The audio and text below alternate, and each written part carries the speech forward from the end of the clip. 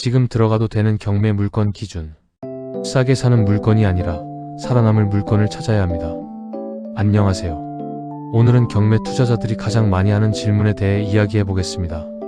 지금 경매 들어가도 될까요? 지금 어떤 물건을 사야 하나요? 요즘 경매 물건 많은데 기회 아닌가요? 그런데 저는 이 질문 자체를 조금 바꿔야 한다고 생각합니다. 대부분 사람들은 지금 뭘 사야 하지? 늘 고민합니다. 그런데 진짜 투자자들은 10년 뒤에도 살아남을 물건이 뭘까를 고민합니다. 왜냐하면 하락장에서는 좋은 물건이 싸지는 게 아니라 나쁜 물건과 좋은 물건의 차이가 극단적으로 벌어지기 때문입니다. 오늘은 일반적인 역세권, 신축, 가꾼 이런 이야기가 아니라 실제 하락장에서 살아남을 가능성이 높은 경매 물건의 기준을 이야기해 보겠습니다. 첫 번째 기준. 사람들이 좋아하는 물건 말고 사람들이 떠나지 못하는 물건. 대부분 투자자는 사람들이 좋아할 만한 물건을 찾습니다. 하지만 진짜 중요한 건 사람들이 떠날 수 없는 물건입니다. 생각해 보세요. 좋아하는 건 경기 따라 바뀝니다. 하지만 떠날 수 없는 이유는 잘 안 바뀝니다. 예를 들면 직장 근처, 산업단지 인근, 대학병원 주변, 국가산단 배후 주거지, 공공기관 밀집 지역, 이런 곳입니다. 사람들은 부동산을 좋아서 사는 것 같지만 실제로는 대부분 출퇴근 때문에, 생활 때문에 사는 경우가 많습니다. 그래서 경매 투자에서 가장 중요한 질문은 이 지역에 사람이 왜 살아야 하는가입니다. 이 두 번째 기준. 집값보다 월세를 먼저 본다. 많은 사람들이 매매가를 먼저 봅니다. 하지만 저는 오히려 월세를 먼저 보라고 이야기합니다. 왜냐하면 월세는 시장의 체온계이기 때문입니다. 예를 들어 매매 가격은 버티고 있는데 월세가 떨어지고 있다. 이건 위험 신호일 수 있습니다. 반대로 매매가는 조정 중인데 월세가 유지된다. 이건 수요가 살아있다는 뜻일 수 있습니다. 결국 투자에서 중요한 건 가격이 아니라 누군가 돈을 내고 계속 살려고 하는가입니다. 그래서 저는 경매 물건 분석할 때 매매가보다 임대 수요를 먼저 확인합니다. 세 번째 기준. 입찰자 수보다 무서운 지표. 경매 투자자들은 입찰자 수를 좋아합니다. 하지만 진짜 중요한 건 입찰자가 아닙니다. 유찰 이유입니다. 생각해보세요. 왜 사람들이 안 들어왔을까요? 단순히 비싸서일까요? 아니면 공급 과잉, 수요 감소, 지역 침체 때문일까요? 같은 2회 유찰이라도 이유가 완전히 다릅니다. 그래서 고수들은 유찰 횟수보다 유찰의 원인을 분석합니다. 네 번째 기준. 재건축보다 더 중요한 것. 많은 사람들이 재건축 기대감을 좋아합니다. 물론 중요합니다.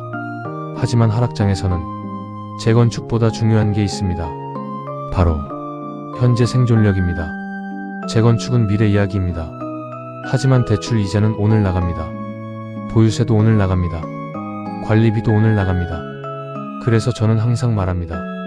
미래 가치도 중요하지만 현재 버틸 수 있어야 미래를 만난다고. 특히 지금 같은 시장에서는 재건축 가능성보다 현금 흐름 유지 가능성이 더 중요합니다. 다섯 번째 기준. 가격이 아니라 시간과 경쟁한다. 이건 초보 투자자들이 가장 놓치는 부분입니다. 대부분 사람들은 가격과 경쟁한다고 생각합니다. 하지만 실제로는 시간과 경쟁합니다.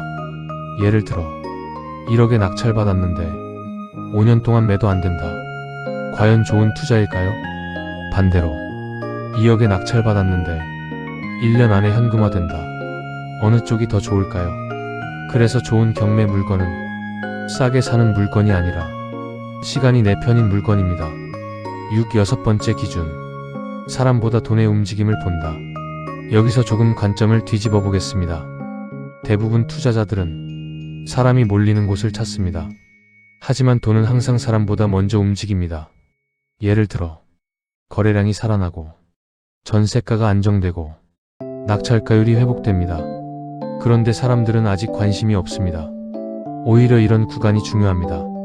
왜냐하면 관심이 폭발한 후에는 이미 가격이 반영된 경우가 많기 때문입니다. 그래서 좋은 경매 물건은 사람들이 좋아하는 물건보다 돈이 먼저 움직이기 시작한 지역의 물건일 가능성이 높습니다.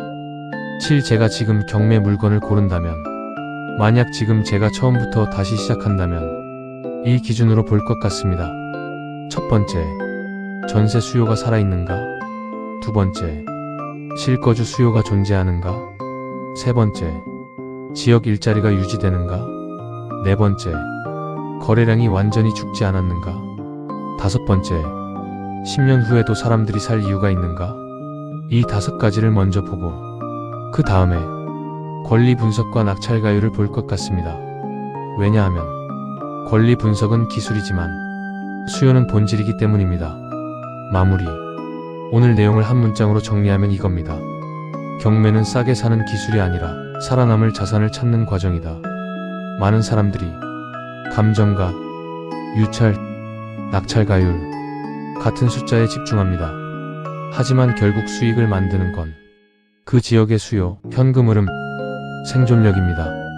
그래서 앞으로 경매 시장에서도 얼마나 싸냐보다 누가 계속 살고 싶어 하는가를 보는 사람이 유리할 가능성이 높습니다. 다음 영상에서는 2026년 경매 시장에서 살아남을 지역의 공통점이라는 주제로 어떤 지역에 돈이 다시 모일 가능성이 있는지 이야기해 보겠습니다. 지금까지 영상 시청이 유익하셨다면 구독과 좋아요 부탁드립니다. 감사합니다.